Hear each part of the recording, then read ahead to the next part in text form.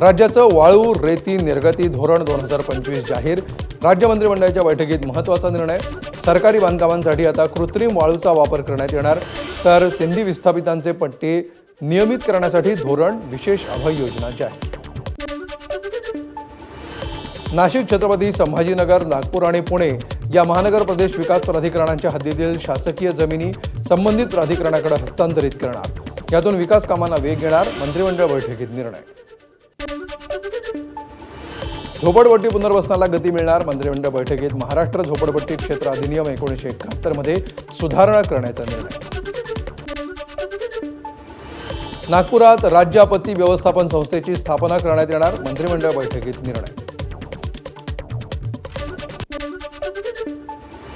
शासकीय आयुर्वेद, होमिओपॅथी, युनानी, योग आणि निसर्गोपचार महाविद्यालयातील कंत्राटी पद्धतीने मानधन तत्वावर भरावयाच्या अध्यापकांचं दरमहा एकत्रित ठोक मानधन निश्चित। मंत्रिमंडळ बैठकीत निर्णय। लाडकी बहीण योजनेचा हप्ता अक्षय तृतीयेच्या मुहूर्तावर। एप्रिल महिन्याचा हप्ता 30 तारखेला मिळणार। योजनेतील लाभार्थी महिलांची संख्या वाढणार की घटणार याची उत्सुकता। वाढवण बंदर विकास प्रकल्पासाठी राज्य सरकारकडून महाराष्ट्र सागरी मंडळाला 3040 कोटींचा निधी। शासन निर्णय जारी। मत्स्य व्यवसाय आणि बंदरे विकास मंत्री नितेश राणेंच्या पाठपुराव्याला यश। मुंबई महानगर क्षेत्रातील पायाभूत सुविधा विकासासाठी 4,07,000 कोटींचे विविध सामंजस्य करार। पुण्यामध्ये मॅग्नम आईस्क्रीमचे जीसीसीसाठीही करार। यामुळे MMR क्षेत्र आणि पुण्याच्या विकासाला मोठा बूस्टर मिळणार। मुख्यमंत्र्यांचं वक्तव्य। महाराष्ट्राच्या सार्वजनिक बांधकाम विभागामध्ये भ्रष्टाचार। राष्ट्रवादी काँग्रेस शरदचंद्र पवार पक्षाचे नेते सुनील माने यांचा आरोप। मुख्यमंत्र्यांकडे केली चौकशीची मागणी।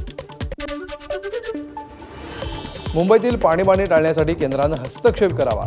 मंत्री आशिष शेलार यांचं केंद्रीय जलशक्ती मंत्रालयाला पत्र।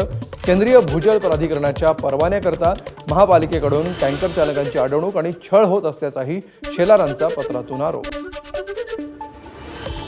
BKC ते आचार्य यात्रे चौक टप्पा लवकरच वाहतूक सेवेत येणार। टप्पा 2A च्या निरीक्षणासाठी मेट्रो आयुक्त, मेट्रो रेल्वे सुरक्षा यांचं पथक मुंबईत। मार्गिकेसाठी सुरक्षा प्रमाणपत्र जारी केल्यानंतर मार्ग सुरू होणार। ABP माझा, उघडा डोळे बघा नीट।